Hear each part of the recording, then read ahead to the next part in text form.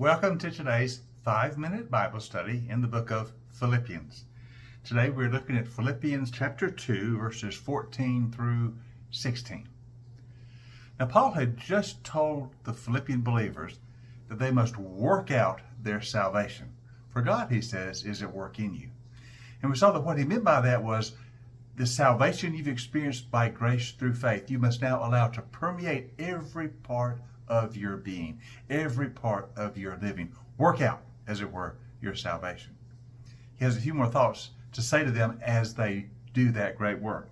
He says, now do this and do everything without grumbling or without arguing, so that you may become blameless and pure, children of God, without fault, in a warped and crooked generation.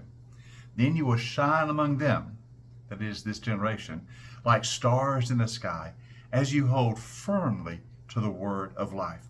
And then I will be able to boast on the day of Christ that I did not run or labor in vain. So he says, as you work out your salvation in every part of your life, as you strive to live fully for Christ, do it without complaining, do it without grumbling, do it without whining. Just do it with a joyful spirit because you belong to Jesus. In this way, more and more you will be seen to be the children of God, blameless and pure. Now, we live in a corrupt age. We know that. We live in a dark time, but we must shine as lights, for the light of Christ is in us. And as you live fully in your salvation, your witness will shine out like a light in a dark place, and all will know that you belong to Jesus. And I will know that I did not labor in vain over you, but my work of planting the gospel among you is continuing to bear fruit. So Paul says, I encourage you in every way I can. Keep living for Jesus. Work out your salvation with fear and trembling. Now they know, of course, that Paul is in prison. And though he expects to be delivered, they realize this could end in his execution. And Paul knows that, so he references that next.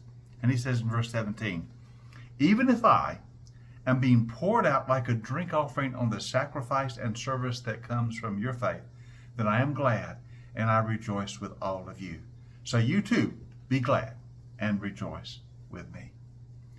Now, Paul talks about the sacrificial system. In the giving of a sacrifice, normally you'd bring some type of animal, something from the flock or something from the herd. It would be sacrificed on the altar, and part of the flesh would be consumed on the altar by fire as a sacrifice to the Lord. And then often the sacrifice was completed by pouring some manner of drink, perhaps wine or something, onto the offering. That would be the drink offering. So Paul says, it may be that my life will be like a drink offering poured out on the sacrifice of your faith. As you are living fully for Jesus, I was your founding father. I gave you the gospel. And so it may be that my life is like the drink offering poured out upon the sacrifice of your faith. He said, if that is the case, be glad, because I'm living and dying for Jesus. And I want you to be glad for me that whatever happens, I can serve Christ.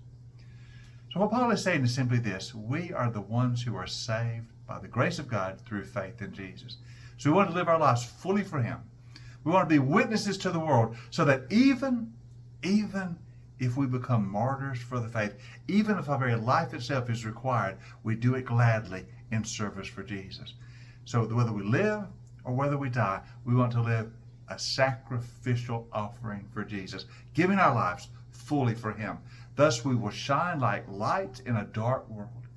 The light of Christ shining in a dark world. That is how you work out your salvation. And that is what Paul wants the Philippians to do. And really and truly, that's what he wants us to do.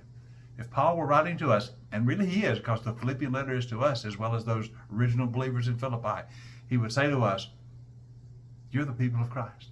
Live fully for Him and let the light of your testimony shine as a sacrifice to Jesus, that all may know you believe, and that even in a dark world, they may see the light of Christ shining through you. Amen and amen. Hope you join us next time for our 5-minute Bible study in the book of Philippians. Tomorrow we'll start looking at chapter 2, verse 19.